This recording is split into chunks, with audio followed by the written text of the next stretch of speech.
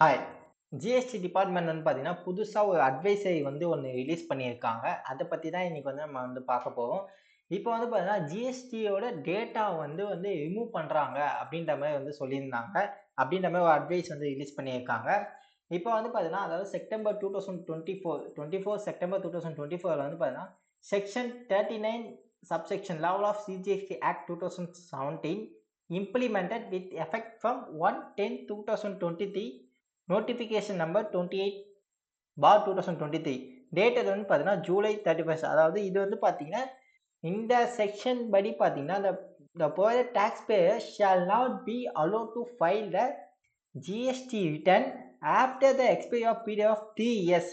இப்போ உங்களோட due date வந்து இந்த நார்மலா வந்து பார்த்தீங்கன்னா உங்களோட டியூ டேட் வந்து ஜூலை 21 20ல இருக்கு அப்படின்னா அந்த 20ல இருந்து நீங்க அப் டூ 3 இயர்ஸ் வரைக்கும் நீங்க வந்து ரிட்டர்ன்ஸ் இந்த டைம்ல எப்போ வேணா நீங்க வந்து அப்டேட் பண்ணலாம். பட் ஆனா இந்த ரிட்டர்னே நீங்க அப்டேட் பண்ணாம இருந்தாலே உங்களுக்கு 6 மந்த்ஸ்க்குள்ளயே வந்து கேன்சல் பண்ணிடுவாங்க. அது ஒண்ணு இருக்கு. பட் இப்போ வந்து பார்த்தீங்கன்னா, இந்த 3 இயர்ஸ் இருக்கு. The due date of furnishing the said return. அந்த ரிட்டர்ன்ல என்ன டேட் சொல்லியிருக்காங்களோ, அதுலேருந்து ஒரு 3 இயர்ஸ் வரைக்கும் உங்களுக்கு வந்து அந்த ரிட்டர்ன்ஸ் எல்லாமே அவைலபிளா இருக்கும். பட் இந்த 2வதுல என்ன சொல்லியிருக்காங்கன்னா, further as per GST portal data policy, the data for view taxpayer for retained for 7 years only.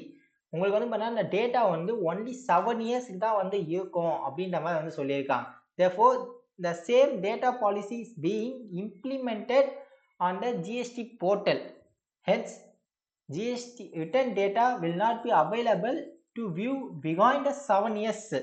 அதாவது உங்களுக்கு 7 இயர்ஸ்க்கு மேல உங்களோட ஜிஎஸ்டி டேட்டா இருக்காது அப்படின்னு வந்து பார்த்தீங்கன்னா, அப்ப ஆல்ரெடி இப்ப வந்து பார்த்தீங்கன்னா 2024ல வந்து நம்ம இருக்கோம். ஸோ 2024னா 17, 18, 18, 19, 19, 20, 20, 21, 21, 22, 22, 23, 23, 24 இப்போ வந்து பார்த்தீங்கன்னா, நம்ம வந்து இருக்கிறது 24, 25ல இருக்கிறது. ஸோ இதுவே வந்து பார்த்தீங்கன்னா 1, 2, 3, 4, 5, 6, 7, 7, 8 இதுலயே வந்து பார்த்தீங்கன்னா 8 இயர்ஸ் ஆயிடுச்சு. ஸோ உங்களுக்கு வந்து பார்த்தீங்கன்னா, இப்ப இந்த ஜூலை மந்தோட ரிட்டர்ன் டேட்டாவே வந்து இல்ல அப்படின்ற மாரி வந்து சொல்லியிருக்காங்க.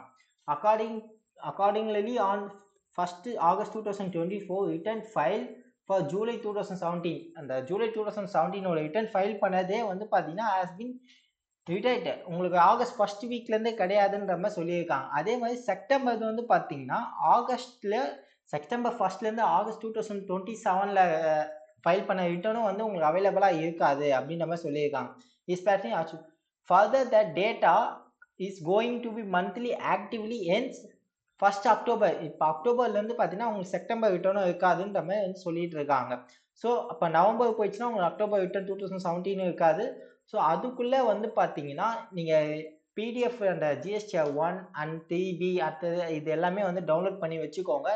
இன்கேஸ் ஃபியூச்சர்ல ஏதோ சம் நோட்டீஸோ ஏதோ ஒன்று ரிசீவ் ஆகுது அப்படின்னு ஏதோ வருதுன்னா நீங்க அப்பதான் வந்து இதை வச்சு உங்களால வந்து கிளாரிஃபிகேஷன் பண்ண முடியும்.